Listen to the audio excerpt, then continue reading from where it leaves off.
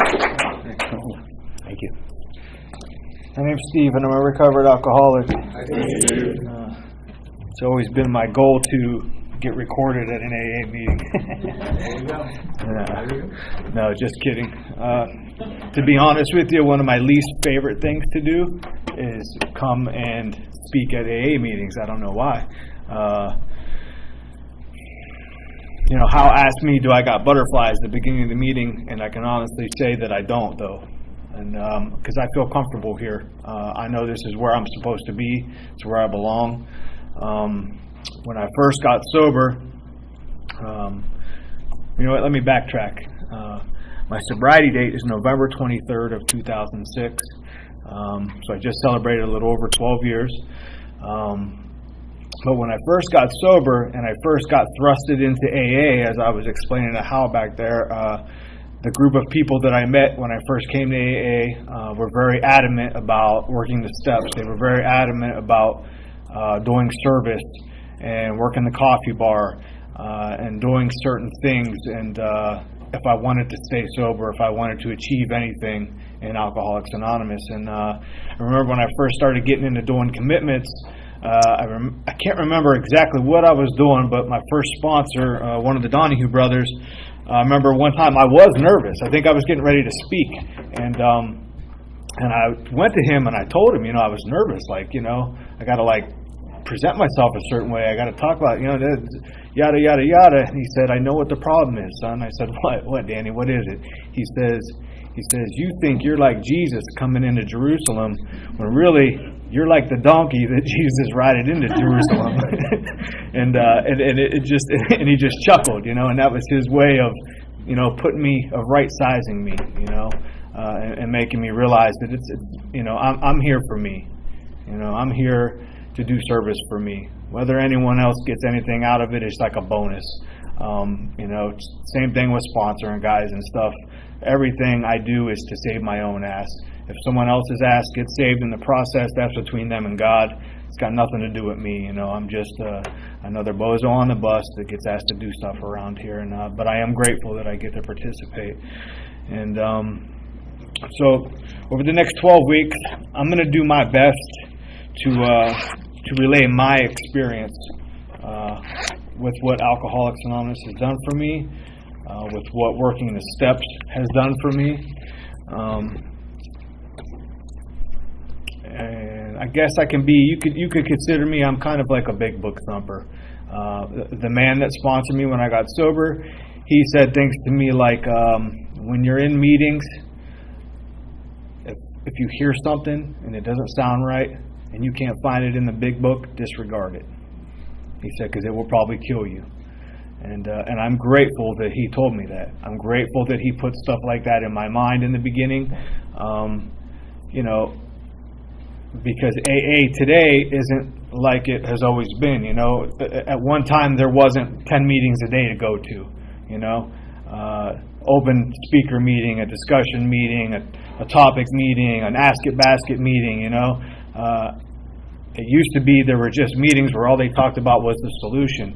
So when an alcoholic like myself walked in the door that could not stay sober to save his own life, he was presented with that solution, And when I got sober, when I finally, was beaten enough into submission to pay attention in AA, I'm grateful that there was a man around here to tell me to disregard some things. Not that it's bad. I'm not here to be on a pulpit and put anything down in AA. I love all the meetings. It's great, But for me, I needed some substance because I couldn't stay sober. I don't know how to tell anybody to do a first step. I can read some stuff out of the 12 and 12. I can read some stuff out of the big book, But my experience is that I had to drink.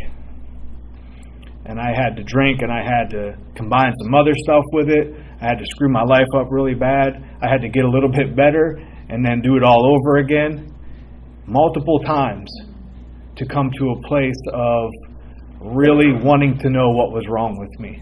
And then, thank God, there were people in AA that were willing to tell me and show me what the big book talks about and what alcoholism is and what alcoholism alcoholism isn't.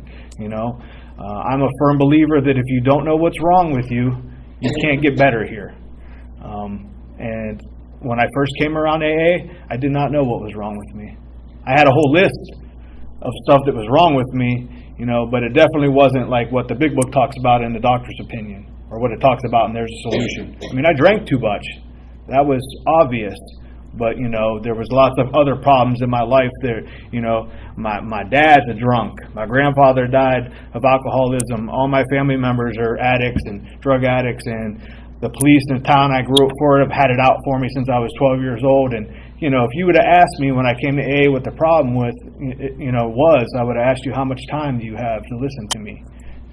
Because there was all kinds of problems besides alcoholism. And I didn't know what alcoholism was. And, so the only way I know how to really talk about a first step is to really tell you my story and tell you what I had to go through to get to a point to where I was willing to really do the work. And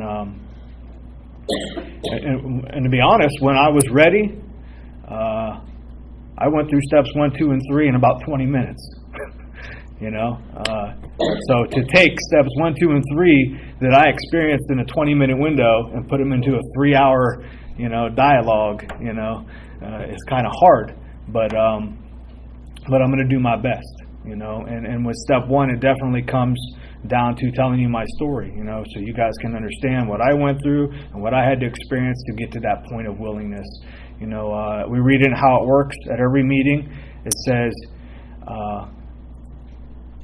if you are willing to go to any lengths, then you're ready to take these steps.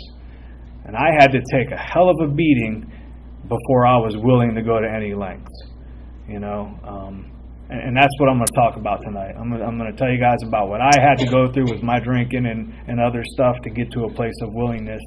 But before I do that, I'm always going to open the meeting. I'm going to read a little bit of something out of one of the big book or the 12 and 12. So no matter what, you can't go home saying Steve didn't talk about AA. It'll be impossible. So, but I want to read something, and I read it before, but I heard Paul read it a few weeks back in a meeting, and I love it. Like I said, because I love the literature. I'm a big literature person. In fact, when I first came here, I really didn't like people. I didn't like myself. I didn't trust anybody else. The only reason I trusted the Donahue brothers was because they cursed, and were real rough around the edges. So, thank God they weren't perfect. They were, it's like, it's at 4D, there's a sign, like the sign that's back here on the wall, and it says that AA is like a giant toolbox. There's a wrench for every nut that walks through the door, And the Donahue brothers were definitely my set of wrenches for that period in my life. Because, if it would have been like a perfectly clean, Craftsman wrench, I wouldn't have liked it. It had to be a used one that was dirty and beat up. And that's just my experience, But the one brother, like I said, was real adamant that I get into the literature and read the big book. And so were all the people in my home group. And that's what I love about this. So, like I said, I'm just going to give you my experience. I'm not a spokesperson for AA, I'm not like the teacher or the preacher or anything of that nature. All I can give you is my experience. But this is from the old preamble. And it says, we do not speak for AA as a whole, and you are free to agree or disagree as you see fit. In fact, it is suggested that you pay no attention to anything which might not be reconciled with what is in the AA Big Book. If you don't have a big book, it's time you bought one. Read it, study it, live with it, loan it, scatter it, and to learn from it what it means to be in AA. And I love that. I love that. And thanks for reading it the other day, because it just jogged my memory. And I remember I called Paul and I said, what was the name of that, so I could find it? And then I opened up one of my old big books, and there it was right on top of it. So someone must have read it back when I first got sober, and I loved it then too, because I printed it out and it was stuck in my book. But I love it. I love it. And so a little bit about me. Today is my 40th birthday, actually. and I'm feeling it.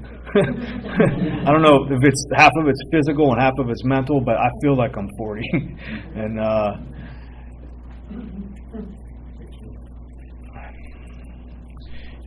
like I was saying earlier, I'm from a long line of drunks and drug addicts. I'll try not to talk about drugs too much, because I know some people in AA get mad, because obviously they don't read the big book and see that it does talk about it in the big book. But that's okay. That's, for another meeting. But I'll try to refrain from it as much as possible. But I grew up in an environment, I'm from a little town. It's called Youngstown, Ohio. It's in northeastern Ohio. It's a steel mill town. You either work in the steel mills, work in some kind of business that's established from the steel mills and the money made from the people that work at the steel mills, or Packard Electric. Other than that, there's not a whole lot of going on there. There's YSU College, and there's a lot of bars, a lot of drinking. A lot of the cities really ran down. And I grew up in an environment, like I said, I can't remember precisely the first time I ever drank alcohol, but what I can tell you, and I love that I remember this, because it just tells you all about my alcoholism. So my old man, he's one of us, and when I was about 8 years old, I have 3 younger sisters. He was in one of his normal, raging, alcoholic, raging around the house, screaming, kicking holes in doors, and it was the middle of the night, and I was standing in the living room with my 3 younger sisters, and they were standing behind me, and I was just waiting for him to come out and start being aggressive and doing his alcoholic thing with me, and instead something else happened. He came out, and he got on his knees, and he was crying, and he grabbed me by my wrist, and he shook me, and he said, "Son, don't ever drink alcohol. You see what it does to us, And I was like 8 or 9 years old, and I thought I was about to, get a beating like usual. And instead he did that, And I just said, "Sure, Dad, sure. I'll never touch it, And I don't believe I had touched it up until that time. I can't recall, but I don't remember. In fact, whenever I hear people saying I had my first drink when I was 3, I question that. I'm like, how the hell do you remember when you were 3? I can't remember when I was 10 barely. But anyways, so here it is. I'm 8, 9 years old. I haven't even touched a drop of booze yet, and I'm already swearing it off. I'm making promises that it's not going to happen. Don't worry, it's not going to happen, Dad. And for the next few years, next 5 or 6 years, 7 years, I kept that promise I made that night, and I was adamant about it. I had a healthy fear of liquor. When I was about 11, my grandfather from my mom's side of the family, that's who I was raised with, was him and my grandma. That's who I lived with most of my life, and he was like my best friend, but he was a bad drunk too, and he worked in a steel mill. But he wasn't a mean drunk. He was a nice drunk. He would sit at home and drink his Pabst Blue Ribbon case every night after work. We would play solitary, watch ESPN, watch Discovery Channel, and he was like my hero. Even though he drank all day, I didn't care. He was nice to me. And so when I was like 11, finally he died of cirrhosis of the liver. And so I knew that's what it was from. I wasn't ignorant to the fact. Nobody hid it from me, and it devastated me because he was like my dad, So between those two things, and then some of my other family members on drugs and drinking steadily, I had a healthy fear, of booze and drugs. I was aware of what it did to people in my family. I wasn't ignorant to it, and but yet I can remember. I want to say I was either 14 or 15. And I had met this girl in high school, and she had 3 older sisters. And one night we were at this party, and it was just me and her, and everyone else was like 16, 18, 20. And they were partying, and they were smoking pot, and they were passing around this gold bottle with the flakes in it, which I believe is called Goldschlager or something like that, And I was standing in this circle, and they were passing this bottle around. And it came around to me, and what I do remember clearly was there was no restraint. There was nothing. It just came around, and call it peer pressure or whatever you want. And I took a swig of that liquor, and I don't remember nothing. All I know is I came to the next day, a town over, in my best friend James's house. laying in a pool of vomit, and they said that I had pretty much drank myself into oblivion, and I don't remember any of it. I don't remember none of it, but I do remember being sick for like 2 days and having the serious dry heaves and saying, man, I don't want to do that again. And that was like a Tuesday night, which number one, when you're like 14 and you're like that on a Tuesday night should be a big red flag, And I think that lasted till like Friday maybe. I think it might have been 2 or 3 days. As soon as I was healthy enough, to forget how crappy I felt, and I was around the same crowd of people and they were doing it again, and guess what happened?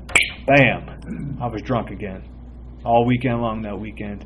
And for me, my alcoholism, it progressed very fast.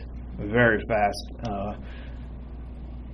What I can distinctly remember is I was about 13 or 14 at that point. By the time I was 16, I was a daily drinker.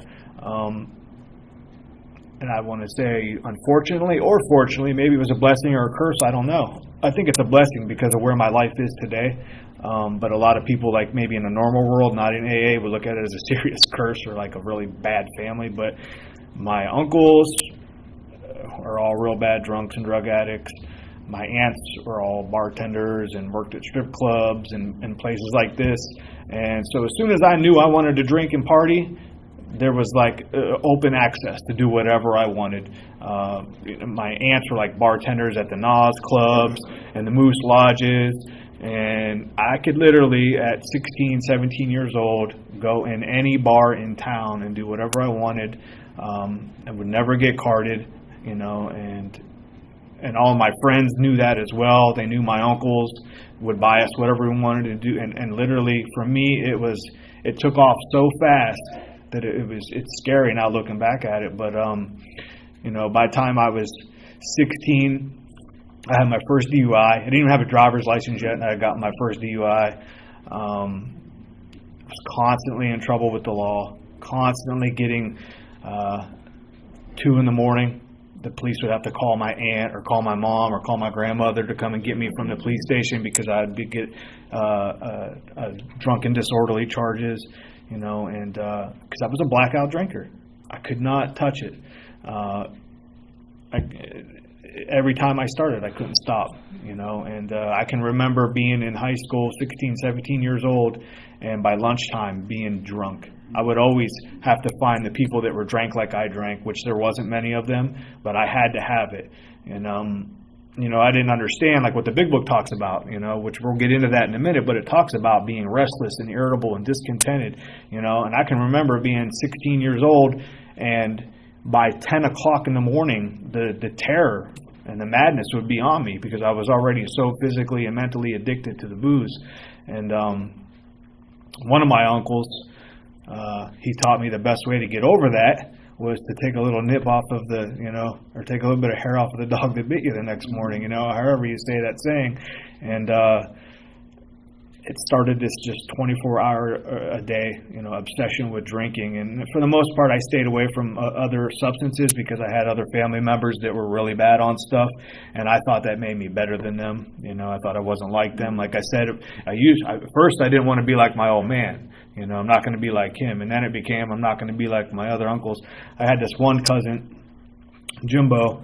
This is one of the rare times where I'm going to talk about drugs. But so at midnight, at the bar, we'd be at the bar. I'm 16, 17 years old. And like clockwork, every night at midnight, he would disappear. And it took me about a month to figure out, what was going on. He was a crack monster, is what it turned out to be, And he was like a werewolf. Like the clock struck midnight, and he was at the crack house, And it took me a little while to figure out 2 and 2. And then in my mind, I looked up to him, but I 86'd him too because I thought, I'll never be like him, Which later on in the story, I was worse than him.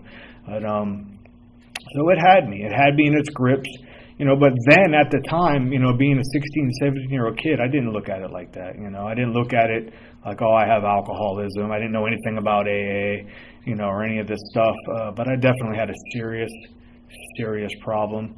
By the time I was 18, I was in so much trouble with the law. I had dropped out of high school, had multiple DUIs. just all kinds of stuff. And it was all directly related to alcohol. All of it. There wasn't a problem that I did not have in my life that didn't associate with drinking, you know. But at that time, I thought everybody else was the problem. Everything else is the problem. And in fact, I thought I was like Slick Rick, you know, like I was like the kid that the whole town told their daughter and their son to stay away from, you know, and I thought that was cool, you know, because I was a teenager, you know, I thought it was cool to be that way. And so the second time that I can remember vividly swearing I was not going to drink no more, I'm 18 years old, I just turned 18, and I get arrested for some things that I was doing as a teenager, and the police in my town waited till I was 18 to arrest me because they wanted to charge me as an adult. That's how bad it was, you know. And so I get put in jail, and I'm sitting in this county jail. And I'm in there, I don't know, I might have been in there like a month, and I'm sitting in this pod, and that whole time when that first like 3 or 4 years drinking, I had met this girl, you know, in high school, and she was like from the other side of the track. You know, Bill Wilson talks about in the big book how we have this ability to attract the people that will, you know, put up with our BS and care for us the most, you know, and I definitely know in my own life that seemed to be the case. And that was, this girl was like that. She was a straight A student, graduated high school a year early, was on the dean's list in college, you know, and I was like, you know, the town screw up, like for real. And she used to always tell me, you're just like your dad. You're a drunk. You can't drink. You can't touch it. There's something wrong with you. Every time you touch it, you know, I don't know what's going to happen. You're going to wrap your car around a pole. You're going to disappear for 3 days, because that's exactly what will happen. You just never knew what was going to happen. And I remember arguing with her like, man, you're out of your mind. I am nothing like him. He is a loser. He's never been there. He's never paid child support. I'm nothing like that, you know. And I'm sitting in jail at 18 years old, and had a little bit of clear thinking. And for some reason, I don't know, call it maybe a God moment, I don't know, or a moment of clarity, whatever you want to call it. And I'm sitting in this pod. You're in this pod by yourself. And I'm writing home this letter to her, and it just dawns on me, like out of nowhere, she's right. I'm just like him. I can't drink. That's why I'm sitting in here right now. And it was. Now, granted, what I was sitting in there for was really bad, but I had convinced myself, and it was partially true, was because if I wasn't drunk, it wouldn't have happened that way. I'd have made better decisions, even though I was doing something you don't do in normal society. But I thought it was okay. But so I started writing this letter home to her, and I wrote to her, "You're right. You're right. I'm just like my old man. When I leave here, you're going to see everything's going to be different. I'm going to change. I'm not going back to drinking." And so for the next few months, you know, all I did every day was call home, call her, call my mom, tell them how they're right. The booze is the problem. I'm not going to drink when I leave here. In fact, I got an ironclad plan. There's a Marine recruiting office right across the street from here. I can see it out the window of the jail cell. The minute I leave here, I'm going straight there, and I'm getting out of here. Because not only can I drink, this town's the problem. My family's the problem. All this stuff. If I just get away from it, I'll be all right. And it was a great plan. You know, don't get it wrong. It was a great plan for a normal person, for someone that doesn't have alcoholism. But I didn't know I had alcoholism, you know, and you just don't know what you don't know, you know. And so what happened? A few months goes by, and I'm like, you know, not eating any carbs, doing 1,000 push-ups a day, like convinced myself when I leave here, it's, you know, going to be kosher. I got it. The plan is locked. And so they let me out. I go walking down the courthouse steps. I'm 19 now. I turned 19 while I was in there. And here's my mom. Here's this girl that I've known for like 10 years now. She's stuck with me through thick and thin. You know, they're thrilled that I'm leaving, and I'm gonna, you know, I got this plan. And there's a couple guys I grew up with, and they were there too, and they were happy that I didn't tell on nobody for what we were involved in. And I got to the bottom of the steps, and they're like, we're going down to Hammerjacks. And Hammerjacks is this bar. It was like 2 blocks from the courthouse, you know. And I remember looking at my mom and her, looking at them, and like, all right, let's go. Just like that. In the blink of an eye. I mean, literally. When I was in the elevator, or coming down from the 5th floor in the jail, I was never going to drink again. I'm going to the Marines. I get out of the elevator, I go down 10 flights or 10 steps to the bottom of the courthouse, and I'm going to the bar. Alcoholism, but I don't know that's what it is. I'm like, I remember saying to them, patting them on the head, it'll be okay. I got this. I'm just going to go hang out for a little bit. And that started a 6-7 year spin that I could not get out of. And during that 6 and 7 year spin, or vicious cycle, down, whatever you want to call it, I crossed the T's and dotted the I's on everything I said I would never do, And it's you draw this line in the sand and you say, if I cross that line, that's pretty bad, Well, I kept drawing them as the years would go on, It would get worse. I remember I was 19 then. I can remember. So fast forward 2 years, and I'm with that same girl. She stayed with me.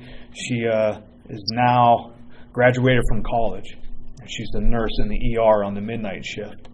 And I can remember she would come home from working on the in the nurses, doing the nursing stuff all night, and it would be 6 in the morning, 7 in the morning, and I'd be in the house with a 12-pack tall boy of Budweiser's at 7 a.m. in the morning, still drinking from the night before.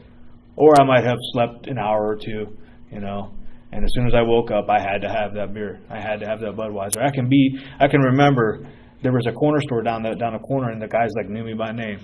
They knew why I was there. They knew what I wanted. I never came there for anything else. I came to get my tall boys, my Budweiser, sometimes Heineken, and it was 24 hours around the clock. I lived that way, and that went on for quite a while. For quite a while, there was a little period of what then I would have called sobriety when I was, I think I was 22 and or 23, and this is really where the real downward spiral started that I'm grateful for, And again, like I said, the next 11 weeks I probably won't even mention the word drugs, but just tonight. And so I was 22 or 23, and I got some really bad kidney stones. Really bad kidney stones. The doctor says to me, of course, you drink way too much. I think that's got something to do with it. And I was like, you're out of your mind. I'm 23 years old. And so they tell me they want to do this surgery to get rid of the kidney stones, I'm like, whatever. Just do whatever you got to do. They were bad. I don't know if anyone here has ever had kidney stones before, but whew. So I go in and I get this surgery. And like I said, I really stayed away from other stuff because of certain people in my family, what I had saw. And I left that surgery, and they gave me a big bottle of prescription pain pills. A big bottle. And all I know is I went in a 24-hour period from being a full-blown alcoholic to one of the worst drug addicts in the county. Just like that in a blink of an eye. So what I can tell you is if you have a problem with alcohol, do yourself a favor and try to stay away from the pills too, because it might be a problem. You don't want to mix them. And for the next, I want to say it was probably a 9-month period, I didn't drink. Believe it or not. I did not drink any alcohol because I couldn't get off the couch. I was constantly sedated off of something, and that's what started the spiral into all kinds of other substances that I said I would never do. And anyone in this room that's been down that path, which I know there's quite a few, because there ain't too many times you're going to be sitting in an AA meeting in 2018 and half the room isn't here for something other than alcohol. But, and that's when other substances got introduced to the story really, really heavily. And I'd say it lasted about a year, and of course I started drinking again. And I kind of remember during that 9-month period where the girl and my mom, they were thrilled. They were thrilled that I wasn't drinking. because I wasn't wrapping my car around telephone poles. I wasn't getting in fights. I wasn't getting arrested, because that's what happens when I drink. Really, really bad stuff happens. I think the big book refers to it as the Dr. Jekyll, Mr. Hyde, personality. And because that's what happens to me. When I start to drink, I turn into something else, And so finally, 2004, I get introduced to Alcoholics Anonymous. And what happened was I had done something stupid again while I was drinking and mixing my other stuff that I had got accustomed to taking with my alcohol. And I had gotten in a lot of trouble, and I was forced to leave the state of Ohio. And I came to Florida. My mother, God bless her, the great enabler that she is, and she says to me, she calls me up one night, and I must have just had the perfect mixture of whatever I was doing, because normally I would ignore her, because I was out ripping and roaring. And she called and said, "I need you to come to the house. I need to talk to you." And I was like, "Okay, I'll be right over." And so I came over, and she says to me, "The Lieutenant McFalls is looking for you, and they said when they find you this time, you're not coming home. You're either going to end up getting killed or you're going to prison." And she said, "I want you to go to Florida." And I was like, "Florida? What are you talking about?" She said, "Yeah, I found this place that's called a halfway house down in Hollywood, Florida, and it's on Cleveland Street, And I said, "Halfway what?" And she said, "Yeah, it's a halfway house where guys are, they're just trying to get their life together. They're clean and sober and this and that."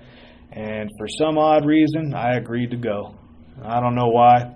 And the next morning, my old man and my Uncle Tom show up at my house. I had forgot that I agreed to go. And actually that morning I had gotten in a brawl with a couple of people that were involved in some other stuff that you shouldn't be involved in in normal society. And I had a black eye. And my father and my uncle show up. And I said, "You ready?" I said, "Ready for what?" They said, "We're leaving. We're going to Florida." I said, "I ain't going nowhere." And they said, "Oh, you're going." I said, "Well, I'm not going to Florida. I'm not going anywhere." They said, "You're going, or we're going to beat you up and put you in the trunk and drive you there ourselves." And I said, "Okay, I'll go." and I came to Florida. And I came with them, and I did not come here to get sober. I got to tell you that. They were actively drinking and drugging. So I knew I was going to party. And we did. We went to Bike Week at Daytona, and I showed up down here at this halfway house. I had no idea what I was getting into. I had no idea what I was stepping into. And I believe that's how the grace of God works for people like me. The grace of God that I didn't believe in, that I thought wasn't real, that I thought was weak, I thought was stupid. And I wind up at this halfway house, and it turns out that this guy that runs the house has got like 30 years sober. There's guys like Yaja, and a few other people that some of you guys know. And they bring this meeting in there every Wednesday. And these guys would come in dressed nice. They were carrying big books. They were saying things like, "My name's Yaj, and I'm a recovered Polish drunk." And they were riding Indian motorcycles and driving BMWs, and they were like light years away from where I was at, and I hated them. I hated them, and I got tricked into going to my first AA meeting. I was there for about 3 weeks. This one guy kept asking me to go to a meeting every day, and finally, after about 3 weeks, I gave in to talking to him because I wanted to ride to the bank. And I went to this kid, Kevin, and I said, "Kevin, man, can you give me a ride to the bank?" He said, "Sure." So we get in his truck. We go driving down the street here. And we go up Hollandale Beach Boulevard. We get to like 95 and we've passed up like 15 banks, And I said, "Yo, man, I just need to go to the bank. I just need to open a bank account so my mom can wire some money down here." He said, "Well, we're going to go to this AA meeting first." And I was like, "Oh my God, you got to be kidding me." Because like I said, I didn't want nothing to do with it. And I was very angry. I was very upset with where my life had taken me. resentful. It doesn't even put a label on where I was at that period in my life. I was very, very angry, very just full of hate. And so he tricks me into going to this AA meeting. He takes me to this meeting, and I get a cup of coffee. I sit down on death row, and just like as closed-minded as you can be. Like, you people don't know what I've been through. You don't know where I come from. If you had do you guys understand? I don't know if anyone else here thinks like that or used to think like that. But I thought for sure nobody had it as bad as I did. You know, like, my problems trump everyone else's problems. I don't care what's happened to you. You've never been through what I've been through. And I sit down, and sure enough, this dude, Danny Donahue, is sharing his story. And his is probably worse than mine. And I couldn't believe it. I couldn't believe what I heard. And it was the first time in my life, it was like God cracked the door open just a little bit, you know. And there was just something about him. You know, the big book talks about how there's a glow in their eyes, you know. He just carried himself a certain way. And my old man, he used to always say to me when I was a kid, because I was always trying to run game, I was always up to conniving, doing something, you know, retarded, and he would always say to me, son, you can't bullshit a bullshitter. That was like my dad's famous line.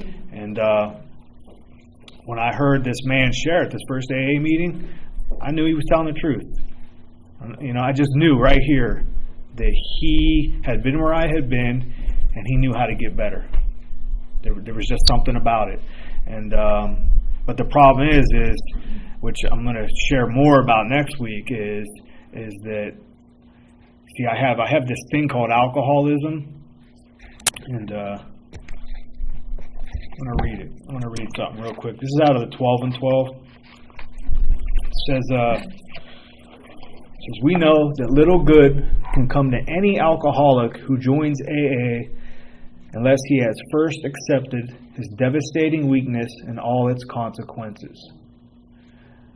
I'm going to read that again. This is out of step 1 in the 12 and 12. It says, we know that little good can come to any alcoholic who joins AA unless he has first accepted his devastating weakness and all its consequences.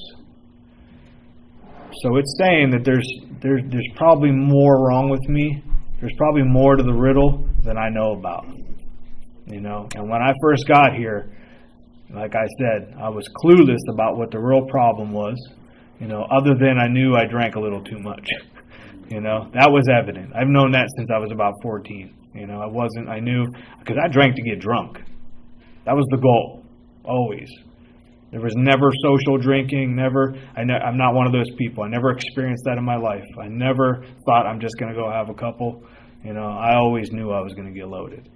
And but I love how it talks about it. It says, all its consequences. Until he so humbles himself, his sobriety, if any, will be precarious. Of real happiness, he will find none at all. Proved beyond doubt by an immense experience, this is one of the facts of AA life. The principle that we shall find no enduring strength until we first admit complete defeat is the main taproot from which our whole society has sprung and flowered. So the reason I read that is because when I heard that man share at that first AA meeting, I identified. You know, I identified, and I knew that there was an answer here in Alcoholics Anonymous for my problem. But I wasn't fully equipped with what the real problem was. And my pride and my ego and my arrogance would not allow me to go and talk to another man. Would not allow me to go and say, hey, you know, I like what you shared and I need help. Can you help me fix that? You know what I mean? Like, it just wasn't in my DNA at the time, I guess. Or I guess it was, you ever heard that they say when the student's ready, the teacher will appear. I just wasn't ready yet. I hadn't been beaten into submission. I mean, it was bad. It was really bad. We're talking in the end, I was hoofing around Ohio in 2 feet of snow with a 24-ounce can of Budweiser and a crack pipe in my pocket, when the girl I've been with for 10 years was turning tricks for drugs. And here I am in South Florida a couple weeks sober, and it's really, really bad, but I don't need to ask anybody for help. That's a little below me.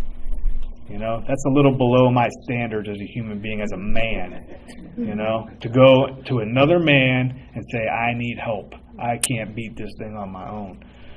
So what I did was I hung out in AA for the next 9 months, and I got a tan. I chased the women around, because there are a lot of beautiful women here. We all know that. And I loved it. I loved AA. I loved the people. Everyone was nice to me. Nobody judged me. Nobody ever said, hey, Steve, maybe you shouldn't do that. Maybe you should do this. They just loved me, for just being here. And except for guys like Danny. And what Danny used to say to me was things like this. We'd be out on the boat fishing, and he would talk about his drinking, and he would get me to open up a little bit about my drinking, and we would share stories. And he would say things like, do you realize, son, and this is, if you guys know Danny, this is how he talks. He says things like that. Son, do you realize that there's going to come a time and a place where you're not going to have any mental defense against the first drink? And I would say things like, what are you talking about, man? I'm trying to fish. Literally, that would be my response. Because my ego just had not been punctured enough to really want to look at what the real problem was. And what happened was after, I say right around 6 months, I started to get real irritable, real restless. I don't know if anyone's experienced this before or not. I was going to meetings, all kinds of meetings, and serving coffee, and the meetings just weren't doing it no more. If I had to hear Yaj say yeah one more time, I was ready to strangle him. And I just couldn't. I was bristling with antagonism after about 6 months. I couldn't sit in my seat no more. I couldn't listen to the people, repeat the same stuff anymore, and because I lived with alcoholism. And at that time, it was untreated, and I didn't know it because I had never opened the big book. I had never reached out to other men in AA and asked for help. I had never really wanted to get to, we hear it all the time in here. There's always somebody, like me, walking around saying things like, have you ever worked the steps 1 through 12 with a sponsor and tried to help anybody? No. Well, no wonder you can't stay sober, there's lots of guys and women around here like that, and I'm sure they said it to me then, but I just wasn't ready to hear it. So what happened was I had to go back out. I had to go back out and take another beating for about 9 months. And finally, on November 20th of 2006, something happened. And I like to call it, like Yaj calls it, the gift of desperation.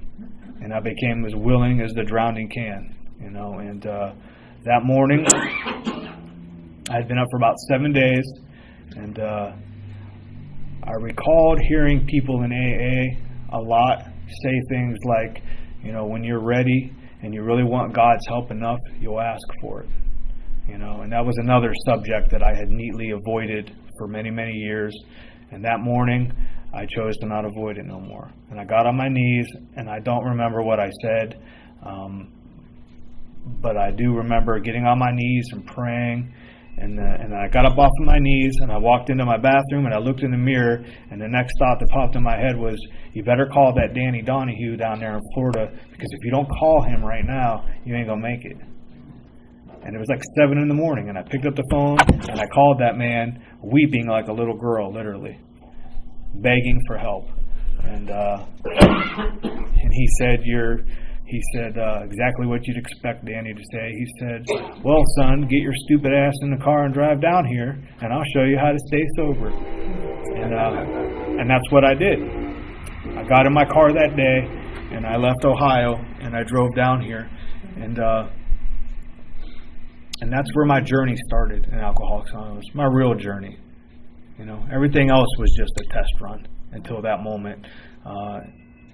That's where I really moved into step 2. I came to believe, and we'll talk more about that next week, and we'll probably talk a little bit more about step 1 also, but from that point forward, I knew that I have what alcoholism is. It's this twofold disease.